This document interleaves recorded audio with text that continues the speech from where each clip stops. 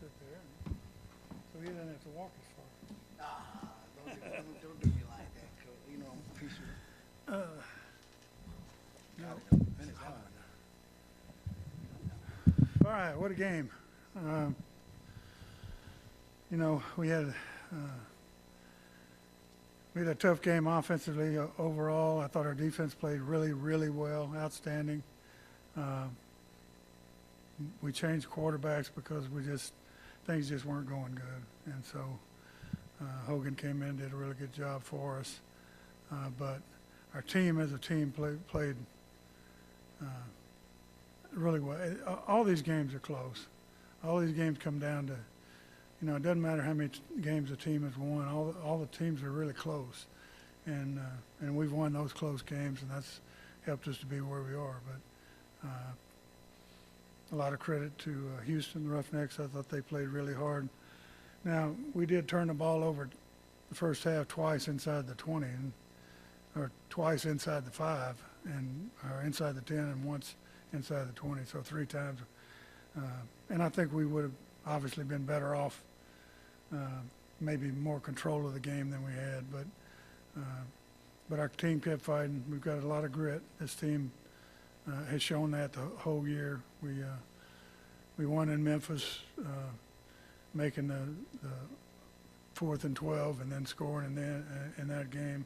This game we had to come through at the end, make plays on defense. Special teams knocked the ball out right when we tied the game up. So it was a fun game to watch. It's a hard game to coach and play because it's so close all the time, but our guys found a way to win. Question?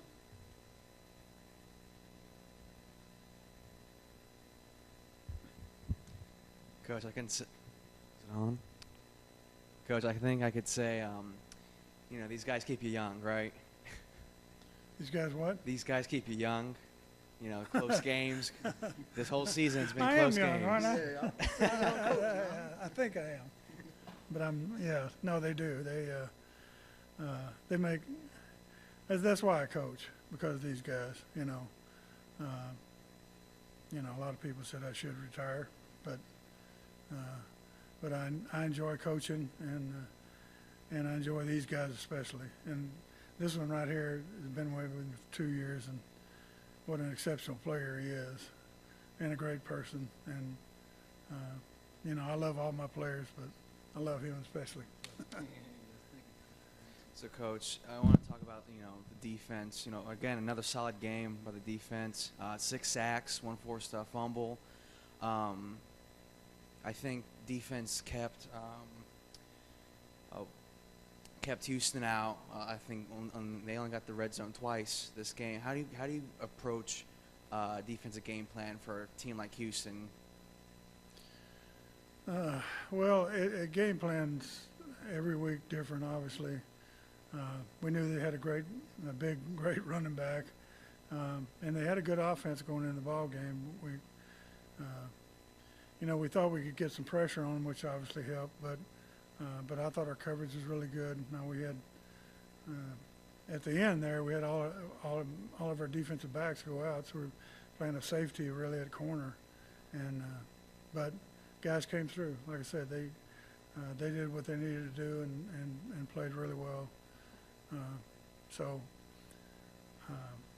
But Coach Reed coaches the defense, does a great job overall with them,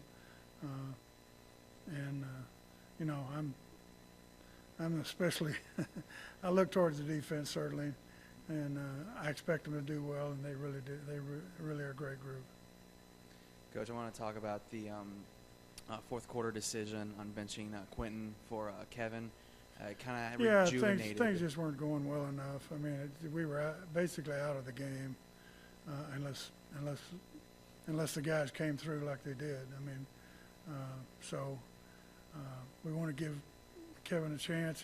He's played in the NFL. I mean, it's not.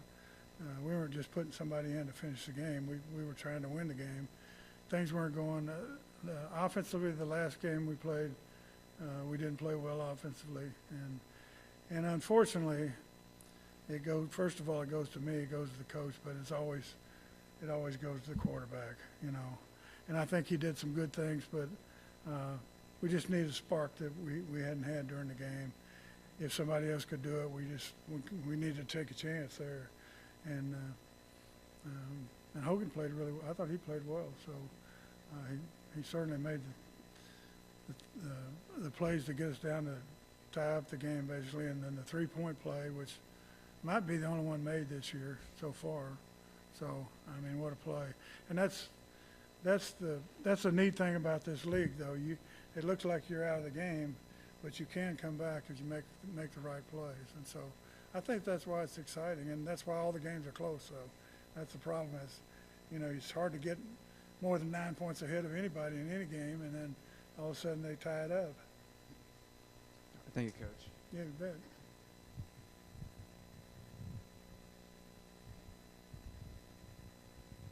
Coach, we got a couple questions from Greg Luca in San Antonio. Actually, first for Tavante, we're going to go there. First question is, how important is it for the defense to hold firm while the offense is struggling? It's not necessarily like because the offense is struggling. It's just more over like our identity. We try to come in and, if we could hold somebody to 0, that's something we'll want to do. Every game, if we can not give up any points, that's what we strive for. So it's not necessarily, depending on the offense, but when it's a one-possession game or you down, sense of urgency kicks in, and you just got to be ready to make a play and not do your job. So, whether the offense is doing great or they're doing slow, it's still the same mentality and mindset from a defensive standpoint. We want to strive for perfection every time. Yeah, one thing we don't do is look at the other side of the ball and say, well, they're not doing their job or whatever.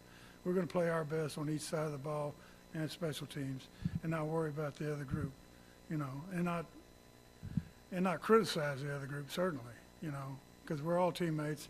We know we work against each other all the time, so we know how hard everybody's working to try to get their job done. But that's the great thing about this team, and that's how you win games like this, is you don't say, oh, they're not doing their job.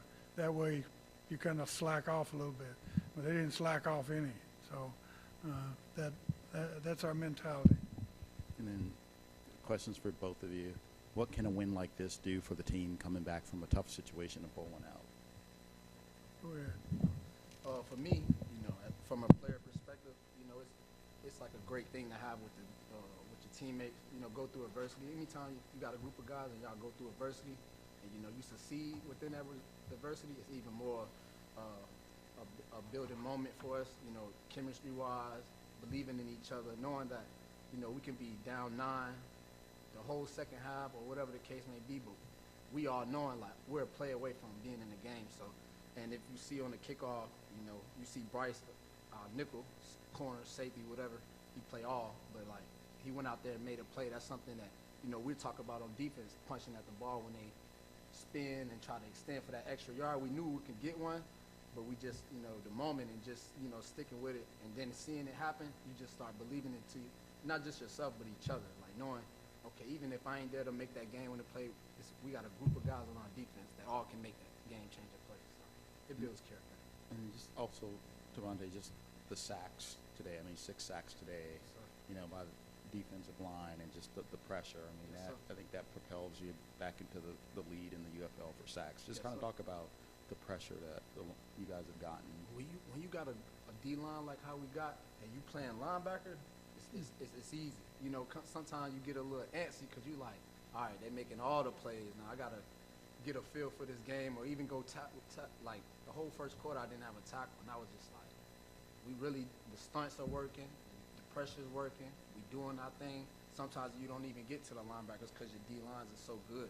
And the way they was two-gapping it and making a play from a linebacker standpoint, like that changes everything. Because once that hole open up and your man handling that gap, you can go field. So it's like a fitting pieces to a puzzle when you got a D-line like how we got. Coach, 2 more questions for you, this from Greg. The same question as earlier. What can a win like this do for the team coming back from a tough situation to pull one out? It's just believing in yourselves, believing in each other, believing you can get it done. That helps the next time you come to that situation, that the guys don't give up or don't say, hey, somebody else's fault. I'm going to do something about it. I'm I'm going to do my part, and everybody believing in each other, you know. But it's playmakers too. You got to have playmakers to do that. So, and we've got quite a few on our team, and you know, I think we got 3 of the top five tacklers in the league, maybe the top 3 now. I don't know, after today's game. So, yeah, we believe in each other, and we believe in each other going into the game. You know, it wasn't all of a sudden, you know, you have to believe in yourself.